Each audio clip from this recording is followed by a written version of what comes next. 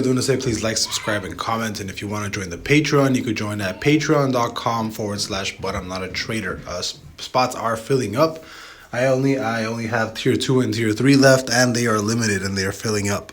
So if you want to join, go ahead and join. I'm going to make this video really quickly on GameStop to basically say that I think this is you've already kind of topped, right? Everybody's basically saying that, that we're still going to run up, blah blah blah, this and that. I think that as of right now, you've already topped. I really don't think, especially after this bad earnings, right, that it's going to keep moving up right now, especially after this drop. I think you have a couple more days of dropping here, especially because you couldn't actually break the upside here on 80 bucks.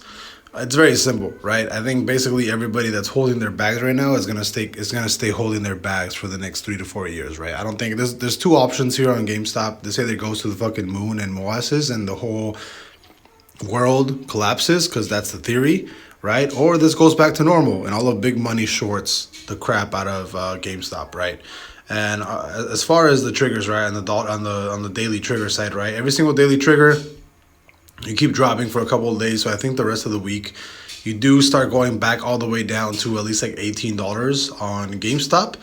If you do not bounce from $18, I do think you're going to keep crashing all the way down to 10 bucks, possibly a lot lower, right? So again, personally, I do think GameStop is overall heading down. I do think it's a dying company. I really don't think that it's going to last at all. But again, this is a fair warning. Since the beginning, I've been saying, if this thing ever goes to back up super high, right? I called the top at 64 bucks. I think prior to that, I said that I was going to reject, what was it? Here, right, at 47.62, this low here, right? 47.49, right?